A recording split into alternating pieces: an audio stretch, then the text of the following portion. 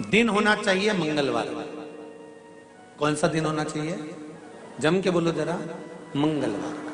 विवाह शादी में देरी हो रही हो, या कोई नया कार्य चालू कर रहे हो उसमें देरी हो रही हो, या कोई सर्विस के लिए नौकरी के लिए जा रहे हो और वो कार्य नहीं हो रहा हो, तो एक धतूरा, केवल एक धतूरा, उस धतूरे को फोड़कर उसके अंदर का फल निकालकर उस फल को शिवलिंग पर चढ़ाकर एक लोटा जल शंकर भगवान को समर्पित कर आइए।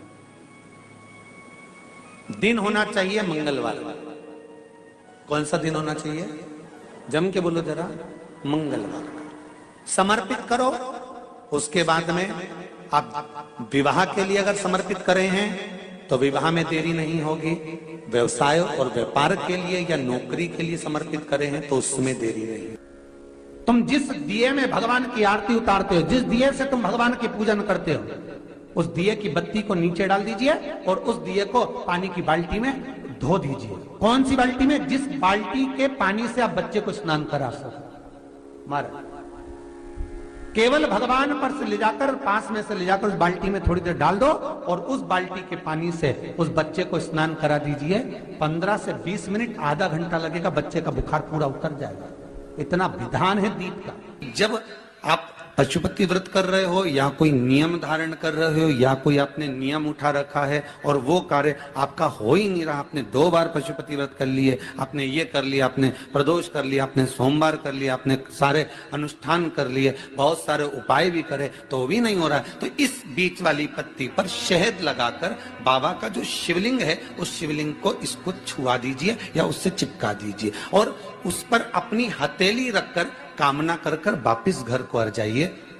बाबा आपकी वो मुराद शीघ्र 3 महीने के अंदर पूरा कर ही देता है। ये पक्का। तो 3 नियम अपनी जिंदगी में धारण कर लें। अगर ठेला लगा रहे हैं रोड पर, अगर आपके पास में कोई व्यापार नहीं, कोई दुकान नहीं, कोई सर्विस नहीं, कोई नौकरी नहीं, 3 नियम जिंदगी में। पहला, एक बार जिंदगी में पशुपति व्रत अवश्य करो। दूसरा, प्रत्येक प्रदोष एक शंकर जी के मंदिर में दिया और एक अपने घर के दरवाजे पर दिया अवश्य लगाओ, प्रत्येक प्रदोष। और तीसरा नियम बना लो, शिवरात्रि महीने की आती है, हर महीने की शिवरात्रि में शंकर जी के मंदिर पर दिया, बेलपत्री के वृक्ष के नीचे दिया, आंवले के वृक्ष के नीचे दिया और अपने घर के दरवाजे पर दिया। ये 4 स्थान पर दिया प्रत्येक महीने की शिवरात्रि पर लगाना प्रारंभ करो। 4-5 शिवरात्रि निकलेगी, बाबा इशारा कर देगा और तेरी नैया पार। शिवलिंग है, जलाधारी है, पार्वती जी की मूर्त है, गणेश जी की भी मूर्ति है, कार्तिकेय जी की भी मूर्ति है, नंदी की भी मूर्ति है। तो किसी ने कहा कि गुरुजी हम जब शंकर जी को जल चढ़ाते हैं तो पार्वती जी को, गणेश जी को और कार्तिकेय जी को, नंदी को, सबको जल चढ़ाना चाहिए।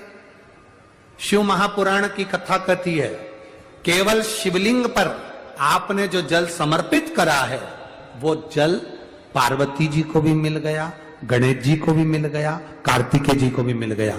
उसके सिवाय तुम्हें ये नहीं कि यहां भी जल चढ़ाओ वहां भी जल चढ़ाओ, ना, केवल शंकर जी पे तुमने जल चढ़ा दिया, शिव पिंडी पर जल चढ़ा दिया, वो जल तुम्हें शंकर भगवान का चढ़ा हुआ जल सबको प्राप्त हो गया। अब उसमें तुम्हें ये नहीं सोचना कि मैंने पार्वती जी को तो स्नान कराया ही नहीं, मैंने गणेश जी को तो स्नान कराया ही नहीं, मैंने कार्तिकेय को तो स्नान कराया ही नहीं, ना ना ना। आज पंजाब की इस पवित्र भूमि पर अगर ये प्रसंग निकला है तो इसको आप अगर सुनेंगे तो आपका जीवन सार्थक होगा। शिव जी को 5 तरह से जल चढ़ाने का तरीका है।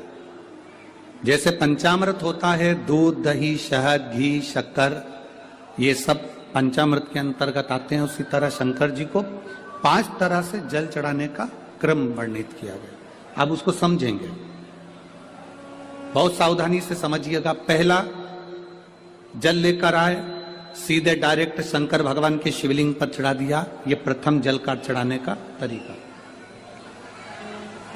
दूसरा, जहां से पानी बहकर जाता है जहां से जल बहकर जा रहा है, उसके ठीक विपरीत जल उत्तर में जा रहा है, आप दक्षिण में खड़े होंगे और दक्षिण में खड़े होकर उत्तर की ओर मुख करेंगे और शिव जी को जल समर्पित करेंगे। ये रोग मुक्ति करने वाला है और हमारे रोग पर हमें विजय प्रदान करने वाला है। ये जल चढ़ाने का था। एक सीधे मंदिर में गए, लोटा भरकर जल उठाया, शिव जी को चढ़ा दिया। दूसरा जल, जहां से पानी बहता है, शिव जी का चढ़ा हुआ जल जहां से बहकर जाता है, उसके ठीक विपरीत में शिव जी का जल इधर जा रहा है तो तुम यहां खड़े हो, तुम यहां बैठो, यहां मत बैठना, यहां मत बैठना, इधर बैठो। अगर रोग का निवारण है तो यहां बैठकर। तीसरा, अशोक सुंदरी से जल चढ़ाते चढ़ाते शिवलिंग तक लेकर जाना और शंकर भगवान के शिवलिंग पर पूर्ण जल समर्पित करना। यह तीसरा तरीका, यह कार्य की सिद्धता के लिए। हम जब किसी से आस ना लगाकर परमात्मा से विनती करते हैं तो वो विनती करने का तरीका तीसरा। चौथा, शिव जी पे चढ़ा हुआ जल 5 जगह पर समर्पित करना। गणेश जी, कार्तिकेय, अशोक सुंदरी, शिवलिंग और जलाधारी, ये चौथा क्रम है। और 5वां जल समर्पित करना,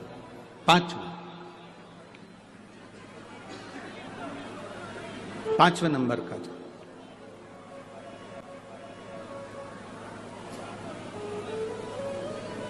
शिव जी को 5वें नंबर का जो जल आता है, जो जलाधारी है, ऊपर जिसमें पानी भरा रहता है और नीचे एक एक बूंद टपकता रहता है, जलाधारी में जल समर्पित कर कर उसी जल को बचाकर अशोक सुंदरी वाली जगह पर थोड़ा सा चढ़ाकर उसी में से जल शिवलिंग पर जब हम समर्पित करते हैं तो हम जिस कार्य के लिए जा रहे हैं वो कार्य सफल हो।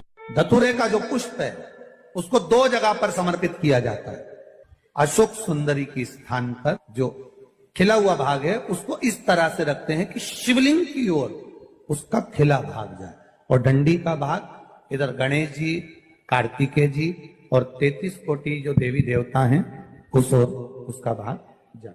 एक दूसरा, शिवलिंग पर जब हम धतूरे का पुष्प समर्पित करते हैं तो उस फूल का खिला हुआ जो भाग होता है उसका मुख हमारी ओर होना चाहिए। बहुत अंतर है महाराज। कनेर का पुष्प इससे विपरीत में चलता है। कनेर का जो पुष्प होता है उसकी डंडी का मुख हम अपनी ओर रख लेते हैं और खिला हुआ भाग महादेव की ओर कर देते हैं। जिसका व्यापार ना चले, व्यवसाय ना चल रहा हो, बहुत ज्यादा कष्ट में जीवन निकल रहा हो और बहुत ही ज्यादा तकलीफ हो रही हो, तो धतूरे को हल्दी में डुबोकर शंकर भगवान को 12 बजे समर्पित करें। उस धतूरे को वापस उठा लाएं 5-10 मिनट के बाद, श्री शिवाय नमस्तुभ्यम बोलकर लाल कपड़े में उसको बांधकर व्यापार वाली जगह में कहीं पर भी उसको बांध दिया जाए। व्यापार पीछे नहीं हटता, व्यापार अग्रण्य भाव में बढ़ता चले जाता है। महाराज, हल्दी में डुबोना पड़ता है। जलाधारी, अशोक सुंदरी वाला स्थान, ये जो जलाधारी है, बेटियों के स्थान से जलाधारी तक जो कनेर के माला बनाकर स्पर्श कर कर लगा देता है, शिवरात्रि के दिन प्रदोष काल के समय पर उस पति पत्नी में कितना भी झगड़ा हो रहा हो, आपस में प्रेम बनना प्रारंभ हो जाता है। अदालत का केस धीरे धीरे समाप्त हो। ये भी अलग अलग होते हैं। पहला दिया होता है पणाती दिया। मैं चैनल वालों से कहूंगा, अगर आपके पास में अगर, क्योंकि हमने पहले भी कथा में कहा कि जिस जिस जगह का स्मरण कराएं उस जगह का फोटो भी आप दिखाएंगे तो उसका आनंद कथा सुनने वालों को, ऑनलाइन वालों को मिलेगा। पहला होता है पणती दिया। ये पणती दिया मट्टी का दीप, जिस दीप के अग्रभाग को थोड़ा सा बड़ा कर दिया जाता है, उसको पणती दिया गया। ये पणती दिया जब भी भगवान के सामने लगाया जाता है तो इस दिए को सम्मुख में जब रखा जाता है तो दिए का जो लौकी मुख होता है वो अपनी ओर होना चाहिए। महाराज, पणती दिए की जो लो है, बाती है, उसका मुख अपनी ओर होना चाहिए। विष्णु पुराण कहती है अगर इस दिए की बाती भगवान की ओर रहती है तो हमें तपन की अनुभूति होती है। पर इस दिए की बाती जब हमारी ओर होती है तो हमारे शरीर में कोई बड़ी बीमारी आने वाली होती है तो वो कट जाती है, पणती है। विष्णु पुराण में दूसरा दीप कहा गया है निरंजन दीप। विष्णु पुराण में दूसरे दीप का वर्णन निरंजन दीप। जिस निरंजन दीप में महाराज आपने देखा होगा डमरू जैसी आकृति होती है। अगर चैनल पे कथा देख रहे होगे तो इनके पास में अगर होगा तो अवश्य दिखाएंगे। निरंजन, इस निरंजन दीप में डमरू की आकृति होती है, रखने का भाग और ऊपर का भाग इस तरह से, और ऊपर उसमें दिए लगाए के लिए बाती का स्थान रहता है। किसी किसी में 5 कंगूरे होते हैं, किसी किसी में 6 कंगूरे होते हैं। इसको निरंजन दीप कहते हैं। महाराज विष्णु पुराण के 5वें अंश में लिखा गया निरंजन दीप भगवान के सम्मुख में राइट भाग में लगाया जाता है। भगवान का जो स्थान होता है, भगवान का जो मंदिर होता है, तो भगवान का राइट, आपका होगा लेफ्ट, क्योंकि आप भगवान के सामने बैठोगे तो भगवान का राइट आपका लेफ्ट। तो आप जब लगाएंगे तो आप लेफ्ट में लगाएंगे, आपका लेफ्ट होगा और भगवान का वो भाग राइट कहलाएगा। तो भगवान के सीधे हाथ की ओर लगता है। माना निरंजन, निरंजन दीप कभी भी तेल का नहीं लगता। माना निरंजन दीप कभी भी तेल का नहीं लगेगा।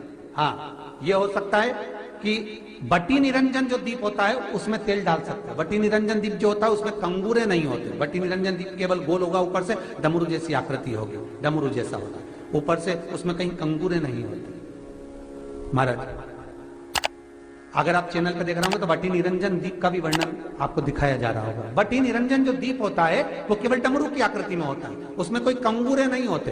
पर निरंजन जो दीप होता है उसमें कंगूरे होते हैं। तो जो निरंजन दीप होता है उसमें कभी तेल नहीं डाला जाता। निरंजन दीप को हमेशा घृत से ही लगाया जाता है। पर बटी निरंजन जो दीप होता है उसमें आप तेल डाल सकते हो। बटी निरंजन दीप जो लगाएंगे वो तेल का लगा सकते, पर निरंजन में कभी तेल नहीं डाला जाता। क्यों नहीं डालते? विष्णु पुराण कहती है निरंजन दीप के अंदर अगर तेल की बाती लगाया जाता है तो 1 रुपया कमाते हैं, 1.25 रुपये खर्च होगा। घर में 10 लोग भी कमा कर लाएंगे तो पैसा नहीं दिखेगा, घर में रुपया टिकता नहीं है। अर्थात निरंजन दीप में आप तेल की बाती लगा रहे हो, ये सिद्ध हो चुका है। और महाराज बटी निरंजन जो दीप होता है उसके अंदर आप तेल डालकर जला सकते हो। बटी निरंजन जो दीप होता है ये आप किसी भी स्थान पर लगाओगे, सबसे पहले पितृ इससे भाग ग्रहण करते हैं, देवता को देते हैं, देवता उससे भाग ग्रहण कर कर कुबेर को प्रदान करते हैं, कुबेर उससे भाग लेकर शिव को प्रदान करता है। भगवान शंकर बटु भैरव को कहकर घर का उद्धार करते, इसीलिए उसको कहते बटी निरंजन। इसमें कंगूरे नहीं होते। वहां बटी एक कुबेर निरंजन भी होता है, दिए में स्टैंड होता है, पकड़ने की जगह होती है, आगे उसमें चोंच लगी रहती है, उसको कुबेर निरंजन दीप कहते हैं। कुबेर निरंजन दीप महाराज जब भी जलाया जाता है, इस तरह का दिया अगर किसी के घर में हो कुबेर निरंजन, जिसमें स्टैंड होता है, ऊपर होता है, थोड़ा लंबा होता है, आगे लंबाई निकली रहती है। कुबेर निरंजन टीवी पर आप दर्शन कर रहे होंगे तो कुबेर निरंजन जो दीप होता है